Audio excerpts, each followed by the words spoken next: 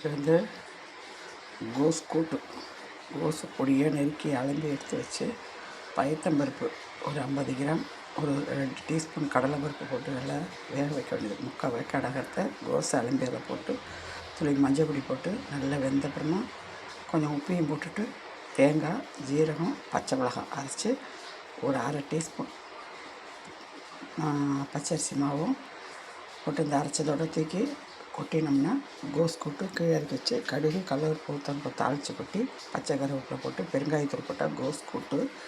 வெண்டைக்காய் வெத்த குழம்பு 10 கிராம் புளி ஊற வச்சு கரைச்சி வெடிகட்டி 2 ஸ்பூன் சாம்பார் பொடி, உப்பு, மஞ்சத்தூள் போட்டு எடுத்து வச்சுட்டு கடாயில் எண்ணெயை வச்சு கடுகு படபடன்னு வெடித்தோன்னே வெந்தயம் போட்டோன்னே துவரம்பருப்பு, கடலைப்பருப்பு போட்டு லைட்டாக செவக்கிறத வெண்டைக்காயும் போட்டு நல்லா பெரட்டிட்டு இந்த புளிஜலத்தில் தூக்கி கொட்டி அடுப்பில் ஏற்றினா பெருங்காய பொடி போட்டு அடுப்பில் ஏற்றினா கொதிச்சா வெண்டைக்காய் வத்த குழம்பு, கோஸ் கூட்டு, சாதம் 2 கப் ரைஸ், 6 கப்பு ஜலம், சாதம் இதுமாரி பண்ணி சாப்பிட்டு பாருங்கள்.